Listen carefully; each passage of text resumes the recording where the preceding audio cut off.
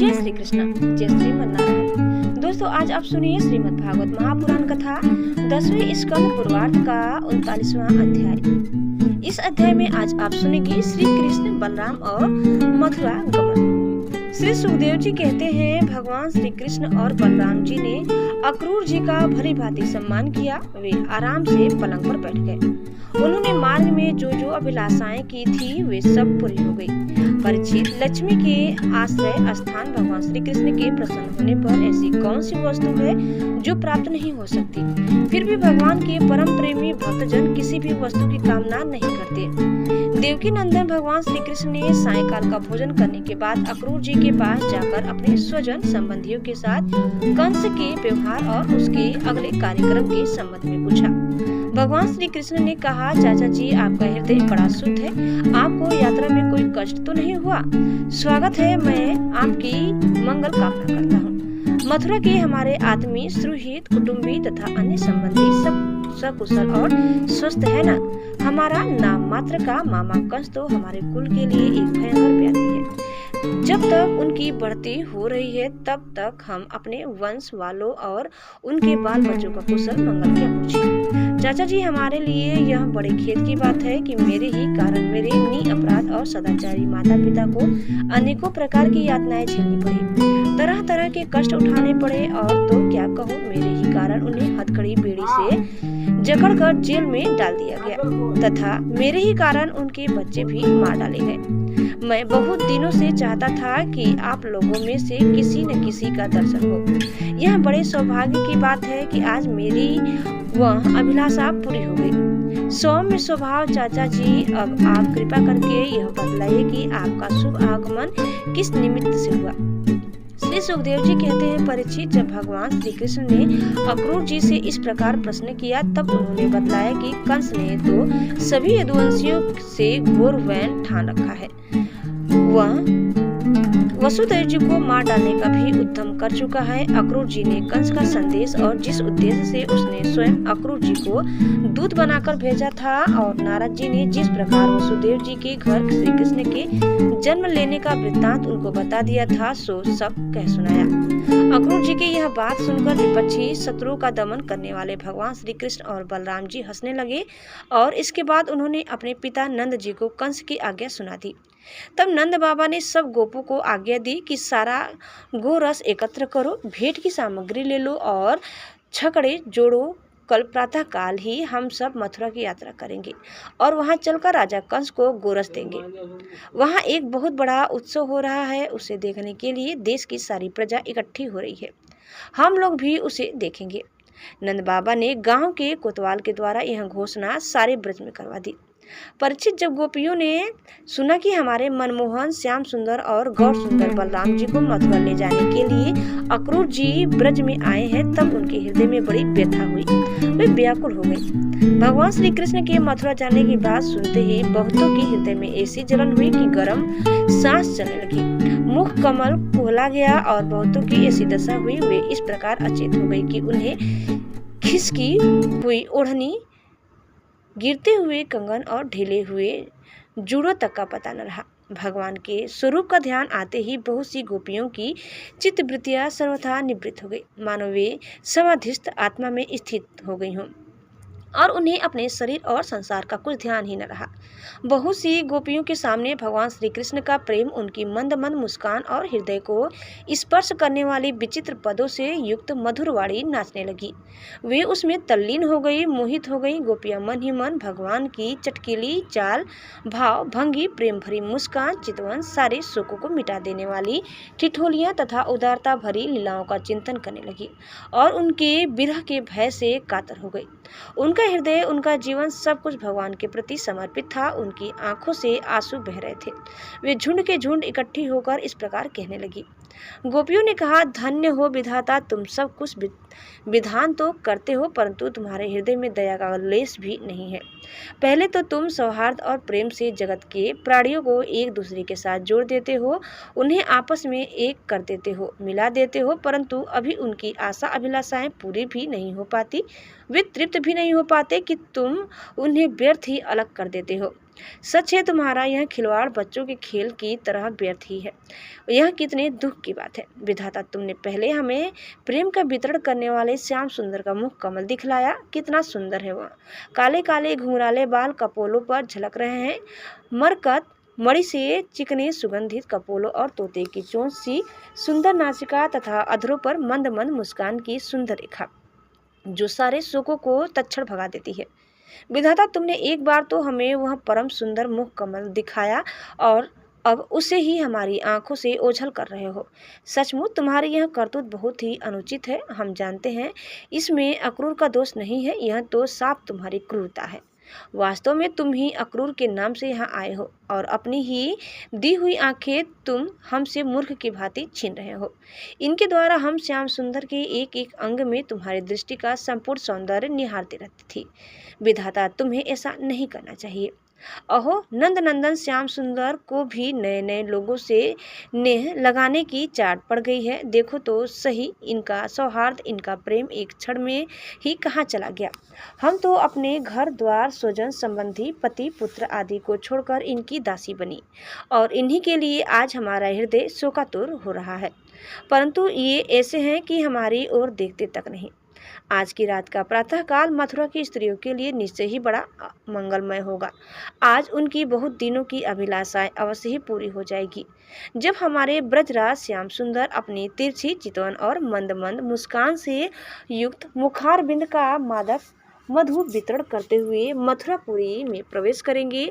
अब वे उनका पान करके धान्य से हो जाएंगे। यद्यपि हमारी श्याम सुंदर धैर्यवान होने के साथ ही नंद बाबा आदि गुरुजनों की आज्ञा में रहते हैं, तथापि मथुरा की युवतियों अपने मधु के समान मधुर वचनों से इनका चित्त बरबस अपनी ओर खींच लेंगी और ये उनकी सलज्ज मुस्कान तथा विलासपूर्ण भावभंगी से वहीं रम जाएंगे। फिर हम गंवार ग्वालिनों के पास ये लौटकर क्यों आने लगे। धन्य है आज हमारे श्याम सुंदर का दर्शन करके मथुरा के दहार्स भोज अंधक और वृष्णिवंशी यादव के नेत्र अवश्य ही परमानंद का साक्षात्कार करेंगे। आज उनके यहाँ महान उत्सव होगा। साथ ही जो लोग यहाँ से मथुरा जाते हुए रमा रमण, गुड़सागर, नटनागर, देवकी नंदन, श्याम सुंदर का मार्ग में दर्शन करेंगे, वे भी निहार हो जाएंगे। देखो सखी, यहाँ अक्रूर कितना निष्ठुर, कितना हृदयहीन है। इधर तो हम गोपियाँ इतनी दुखित हो रहे हैं और यह हमारे परम प्रियतम नंद दुलारे श्याम सुंदर को हमारी आंखों से ओझल करके बहुत दूर ले जाना चाहता है और दो बात कहकर हमें धीरज भी नहीं बांधता, आश्वासन भी नहीं देता। सचमुच ऐसे अत्यंत क्रूर पुरुष का अक्रूर नाम नहीं होना चाहिए था। सखी, हमारे ये श्याम सुंदर भी तो कम निष्ठुर नहीं है। देखो देखो, वे भी रथ पर बैठ गए और मतवाले गोपगढ़ छकड़ों द्वारा उनके साथ जाने के लिए कितनी जल्दी मचा रहे हैं। सचमुच ये मूर्ख हैं और हमारे बड़े बूढ़े, उन्होंने तो इन लोगों की जल्दबाजी देखकर उपेक्षा कर दी कि जाओ, जो मन में आवे करो। अब हम क्या करें। आज विधाता सर्वथा हमारे प्रतिकूल चेष्टा कर रहा है। चलो हम स्वयं ही चलकर अपने प्राण प्यारे श्याम सुंदर को रोकेंगे। कुल के बड़े बूढ़े और बंधुजन हमारा क्या कर लेंगे। अरे सखी, हम आधे क्षण के लिए भी प्राण वल्लभ नंद नंदन का संग छोड़ने में असमर्थ थी। आज हमारे दुर्भाग्य ने हमारे सामने उनका वियोग उपस्थित करके हमारे चित्त को विनष्ट एवं व्याकुल कर दिया है। सखियों, जिनकी प्रेम भरी मनोहर मुस्कान, रहस्य की मीठी मीठी बातें, विलासपूर्ण चितवन और प्रेमालिंगन से हमने रासलीला की, वे रात्रियां जो बहुत विशाल थी, एक क्षण के समान बिता दी थी। अब भला उनके बिना हम उन्हीं की दी हुई अपार विरह व्यथा का पार कैसे पाएंगी। एक दिन की नहीं, प्रतिदिन की बात है। सायंकाल में प्रतिदिन वे ग्वाल बालों से घिरे हुए बलराम जी के साथ वन से गौवे चराकर लौटते हैं।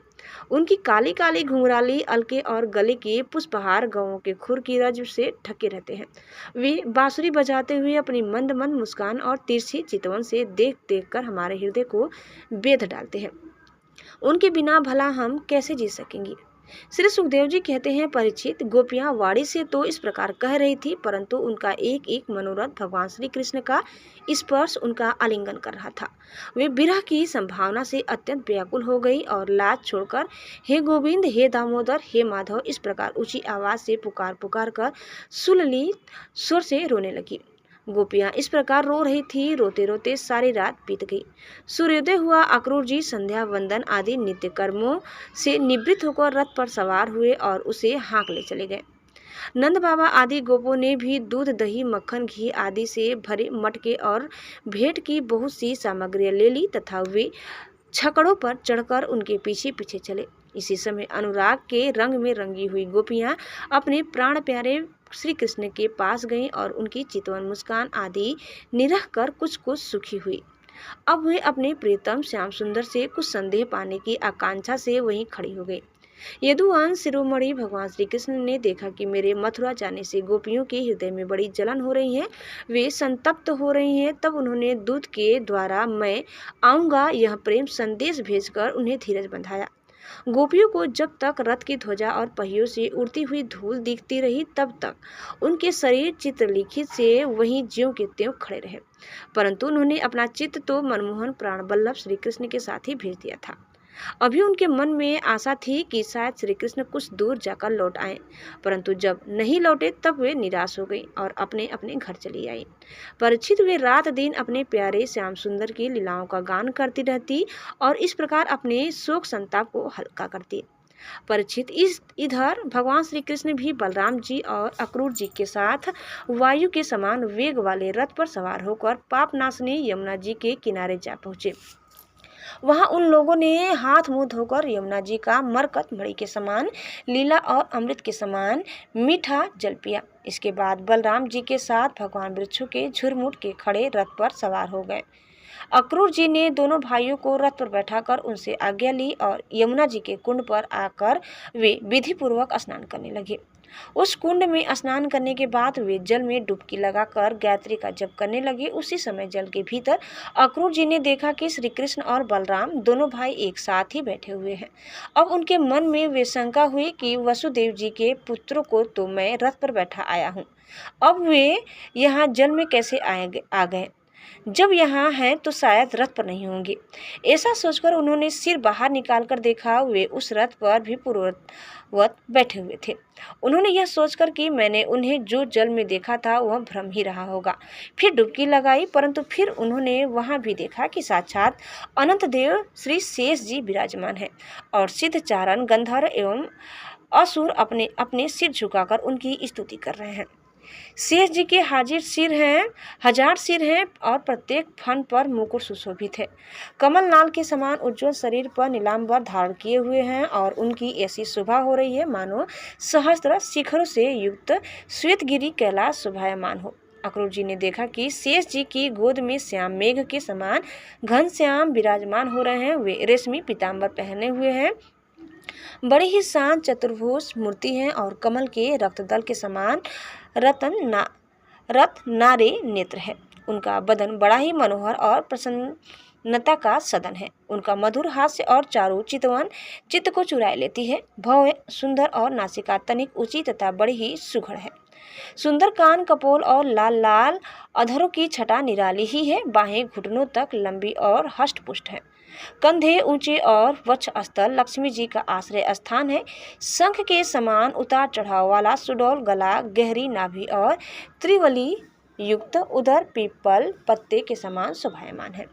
स्थूल कटी प्रदेश और नितंब हाथी की सूंड के समान जांघें, सुंदर घुटने एवं पिंडलियां हैं। एड़ी के ऊपर की गांठें उभरी हुई है और लाल लाल नखों से दिव्य ज्योतिर्मय किरणें फैल रही है।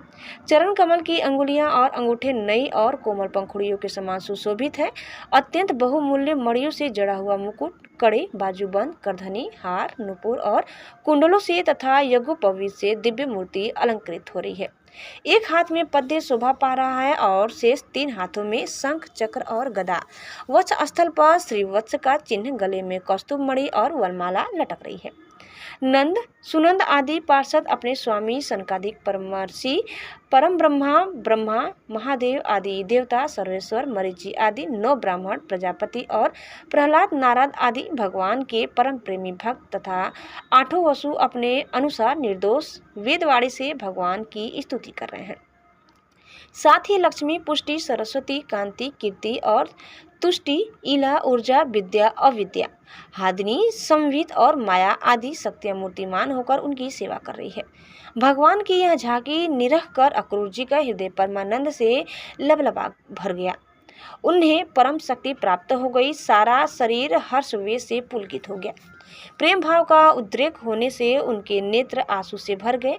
अब अक्रूर जी ने अपना साहस बटोरकर भगवान के चरणों में सिर रखकर प्रणाम किया और वे उसके बाद हाथ जोड़कर बड़ी सावधानी से धीरे धीरे गदगद स्वर से भगवान की स्तुति करने लगे। तो दोस्तों, इस प्रकार कथा यही समाप्त करते हैं। उम्मीद करते हैं कि आपको हमारी आज की यह कथा जरूर पसंद आई होगी। कैसी लगी कमेंट करके बताइए। चैनल में नए हैं तो प्लीज़ लाइक, शेयर और सब्सक्राइब करना न भूलें। धन्यवाद।